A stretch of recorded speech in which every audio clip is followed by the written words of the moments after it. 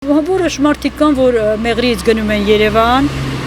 գյուղերից է գայիս են Մեղրիում են ապրում, այսպես։ Բայց օրինակ Կապանում շատ կա, ես որ գնում ես Կապան, զգում ես ինչքան շենքեր են հանգած, լույսեր են, էլի բնակարաններ լույսեր հանգած, ասում են, որ շատ են գնում Ռուսաստան, հատկապես Ռուսաստան, Կապանից Ռուսաստանը շատ են։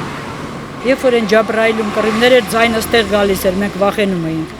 Մեղրին ճիշտ է սարերով շրջափակված է, բայց եթե ճանապարհը փակեն, մենք չենք կարող դուրս գանք։ Վերև դեպի Կապան գնացող ճանապարհ, այնտեղ էլ իրանք արդեն գրավել են այդ Ջաբրայիլը, Շիկահողի մոտերը, երկու ճանապարհ կա դուրս գալու։ Եթե Իրանն էլ չթողեց, մենք չենք կարող այստեղից էվակուացնենք ժողովրդին, եթե նման բան լինի։ Մեծ մասամբ երիտասարդները ձգտում են դուրս։ Ինչքան որ ես գիտեմ, իմ երեխաները կոնկրետ են դրսում են կրթության առումով, ամեն ինչի առումով իրանք գտնում են, որ այնտեղ ավելի լավ կրթություն կարող են ստանալ, այնտեղ են իման։ Աշխատատեղ կա հասարակ բանվորների համար։ Օրինակ ագարակում, կոմբինատում կարող են մարդիկ գնան գիշերային սմեն, չգիտեմ, աշխատեն բղնձամոլիբդենային կոմբինատում։ Զինված ուժերի բանը կա, այն աշխատել այնտեղ աշխատում է։ Զինված ուժերի մոտ պայմանագրային զինծառայողներ կարող են աշխատել։ Որտեղ ոսկու հանքը ունենք, հանքեր ունենք տարբեր տեսակի, որոնք ընդունում են բանվորներ, գիշերային սմեն, ցերեկային սմեն, հանք մտնող, հանքում աշխատող, ճանապարհաշինարարություն կա, դա էլ կարող են անել, բայց հետաքրքիր է նա, որ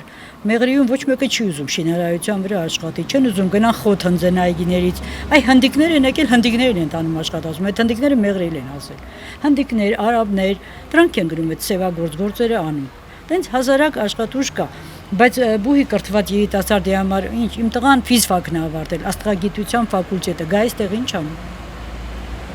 որտեղ աշխատի, հնարավոր չի, տնտեսագետները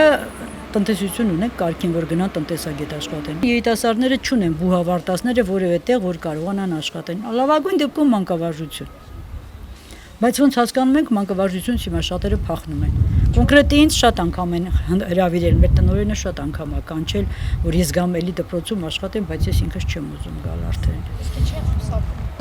Դե դժվարացել է աշխատանքները, հիմիկվա երիտասարդները մի քիչ դժվար է, հա, իրանց հետ աշխատելը, բացի դրան նոր ծրագրեր, նոր բաներ են մտցրել ու դրանց համար պետք է շատ աշխատի մարդ իր վրա, այսինքն հիմիկվա բուհերը պետք է նման ձևով կրթություն տան, իրանց համար արդեն հեշտ կլինի, նախկին մանկավարժի համար դժվար է հարմարվել հիմիկվա պայմաններին, ինձ թվում է եւ նա երիտասարդությունը մեծ մասը չեն ուզում սովորեն կոնկրետ, մեծ մասը, ծուլիկանում են, չեն ուզում լավ սովորեն։ Եթե խոսքը վերաբերում է ուղիների բացման մասին, բոլորս կողմ ենք դրան բնականաբար, բայց վերահսկողությունը մեր կողմից լինի։ Ալիևի ասելով իրանք պետք է չհսկենք, իրանք ինչ ուզեն տանեն։ Միգուցե զենք են տանում, տանկեր են տանում, մենք չիմանանք մեր տարածքով ինչ են տանում։ Ցանկացած պետություն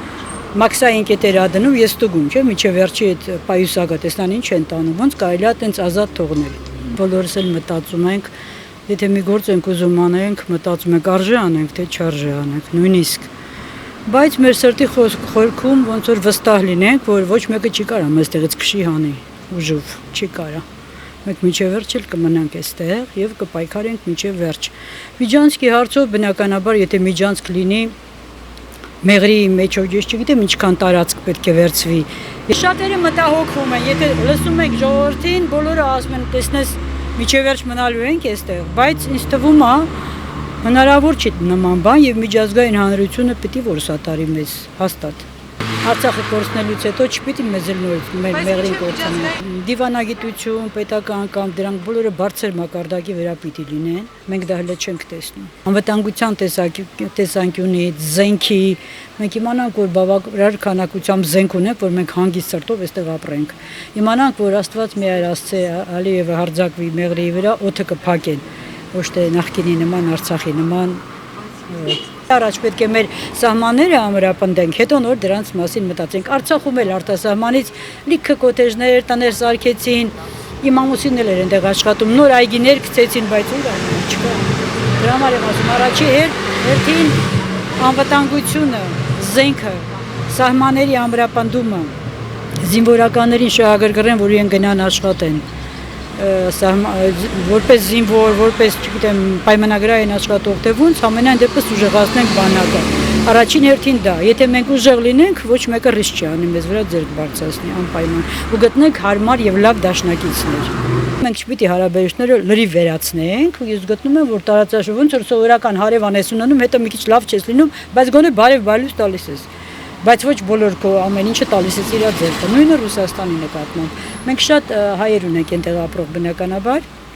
չենք կարող 100%-անոց կտրել կապերը Ռուսաստանի հետ, ոնց որ մեկ-մեկ բարձրաձայնում են, բայց ամեն դեպքում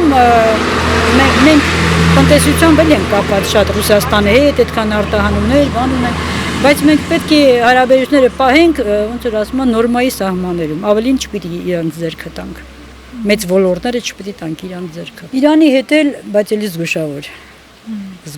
ես տենց եմ կարծում։ Իրանը թեպետ եւ մեր հարևանն ամեն դեպքում մեզ օգնում է, բայց ինքը նաեւ սատարում Ադրբեջանին, ամեն դեպքում մուսուլմանական երկիր է։